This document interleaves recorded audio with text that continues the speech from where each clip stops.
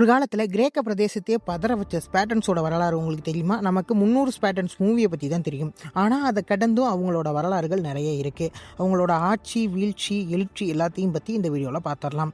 வாங்க வீடியோக்குள்ளே போகலாம். அதுக்கு முன்னாடி நம்ம சேனலை சப்ஸ்கிரைப், லைக், ஷேர் எல்லாம் பண்ணிக்கோங்க.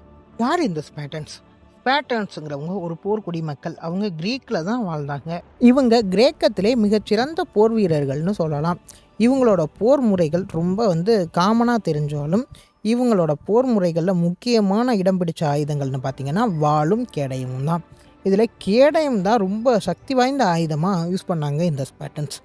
இந்த ஸ்பேட்டன்ஸ் குழந்தை பிறக்கும் போதே அவனை தனியாக பிரித்து வளர்க்க ஆரம்பிச்சுடுவாங்க. சிறு வயதிலேயே எல்லா போர்க்கலைகளையும் கற்றுக் கொடுத்துருவாங்க. அது என்னவோ உண்மைதான். ஆனால் வலுவில்லாத குழந்தைகளை ஸ்பேட்டன்ஸ் கொன்னுடுவாங்கன்னு சொல்லுவாங்க. அதுக்கான ஆதாரங்கள் எங்கேயும் இல்லை. அது ஏறக்குறைய ஒரு கட்டுக்கதையாக கூட இருக்கலாம். ஸ்பேட்டன்ஸோட சமூகத்தில் பெண்களுக்கு ஒரு முக்கியமான இடம் கொடுக்கப்பட்டுச்சு. ஏன்னா ஆண் வீரர்கள் எப்போதும் போருக்கு போயிடுவாங்க. அப்போது இருக்கிற குடும்பத்தை பெண்கள் தான் நிர்வகிச்சாகணும். அதே போல் இவங்களுக்கு சொத்துரிமையும் இருந்துச்சு. சில மேம்பட்ட உரிமைகளையும் மற்ற கிரேக்க சமூகங்களோட ஒப்பிடும்போது இவங்க அடைஞ்சிருந்தாங்க. இப்போ நீங்கள் படத்தில் பார்க்குறது 300 ஸ்பேட்டன்ஸ் படத்தில் வர்ற ஒரு இந்த காட்சி பெர்சிய வீரர்களை எதிர்த்து ஸ்பேட்டன்ஸ் சண்டை போடுற மாதிரி எடுக்கப்பட்டிருக்கும். இந்த போர் நடந்தது என்னவோ உண்மைதான். அதில் ஸ்பேட்டன்ஸ் ரொம்ப போராடினாங்க. ஒரு துரோகி ஸ்பேட்டன்ஸோட வீக்னஸை காட்டி கொடுத்ததுனால ஸ்பேட்டன்ஸ் அதில் தோற்று போனாங்க. அதுவும் உண்மைதான். ஆனால் ஸ்பேட்டன்ஸ் தோல்வியே அடையாதவங்கிறது ஒரு வகையில் போய் தான். ஏன்னா ஸ்பேட்டன்ஸ் ஏதன்ஸோட சண்டை போட்டு தோற்று போயிட்டாங்க. அதே போல் அவங்கள்ட்ட சில சரிவுகளும் இருந்துச்சு. அவங்களோட இறுக்கமான இந்த இராணுவ கட்டமைப்பான வாழ்க்கையே அவங்களுக்கு ஒரு பெரிய பலகீனமாகவும் மாறிடுச்சு. எல்லா ஆண்களும் போருக்கு போய் இறக்க ஆரம்பித்த உடனேயே ஸ்பேட்டன்ஸோட சமூகம் கொஞ்சம் கொஞ்சமாக வலுவிழக்க ஆரம்பிச்சிச்சு. மற்ற சமூகங்கள் என்ன பண்ணாங்கன்னா காலம் போக போக புது புது போர் யுக்திகளை கையாள ஆரம்பித்தாங்க. ஆனால் ஸ்பேட்டன்ஸ் அதை எதுவுமே ஏற்றுக்க கிடையாது. பழைய முறையை தொடர்ந்து சண்டை போட்டுக்கிட்டு இருந்தாங்க. இதுதான் ஸ்பேட்டன்ஸோட வீழ்ச்சிக்கு முக்கியமான ஒரு காரணம்னு சொல்லலாம். ஸ்பேட்டன்ஸோட பலமான இன்னொரு முக்கியமான யுக்தி என்னன்னு சொன்னீங்கன்னா குழு ஒற்றுமை.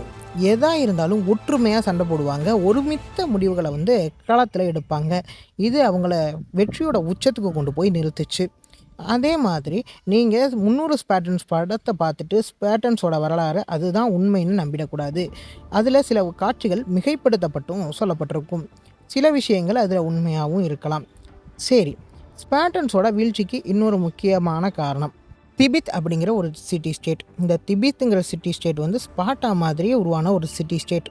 இந்த சிட்டி ஸ்டேட்டோட ஸ்பேட்டன்ஸ் ஒரு சண்டைக்கு போகிறாங்க. அதில் தோற்றும் போயிடுறாங்க. அதுதான் ஸ்பேட்டன்ஸோட ஆதிக்கத்தோட தொடக்க புள்ளியாக கருதப்படுது. அதுலேருந்து படிப்படியாக ஸ்பேட்டன்ஸ் வீழ்ச்சியை சந்திக்க ஆரம்பிச்சிட்டாங்க. இதுபோல் ஏகப்பட்ட வீழ்ச்சிகளையும் சர்க்கிள்களையும் ஸ்பேட்டன்ஸ் சந்திச்சிருக்காங்க. அவங்கள வரலாறு ஏன் இன்னும் நினைவில் வச்சுருக்குன்னா அவங்க மன்னர் லியோனிடாஸ் தலைமையில் பாரசீக வீரர்களை எதிர்த்து சண்டை போட்டப்போ காட்டின வீரம்தான். வெறும் 300 வீரர்கள் சேர்ந்து ஏகப்பட்ட பாரசீக வீரர்களை தடுத்து நிறுத்தினாங்க. ஆனால் படத்தில் காட்டுற மாதிரி அந்த 300 பேரும் ஸ்பேட்டன்ஸான்னு கேட்டால் இல்லை. மற்ற சிட்டி ஸ்டேட்டோட வீரர்களும் கண்டிப்பாக அதில் இருந்தாங்க. அவங்க எல்லாம் சேர்ந்து தான் சண்டை போட்டாங்க. அதனால தான் சாகிற வரைக்கும் தான் கொண்ட கொள்கையை கடைசி வரைக்கும் விடாமல் செத்துறதுக்காகவோ என்னவோ உலகம் இன்னமும் அவங்கள ஞாபகத்தில் வச்சுருக்கு. என்ன நண்பர்களே, இன்றைக்கி ஸ்பேட்டன்ஸோட வரலாறை பார்த்தோமா? அடுத்த ஒரு முக்கியமான அப்புறம் சுவாரஸ்யமான வீடியோவில் உங்களை சந்திக்கிறேன். அது வரைக்கும் தேங்க்ஸ் ஃபார் வாட்சிங். Bye by.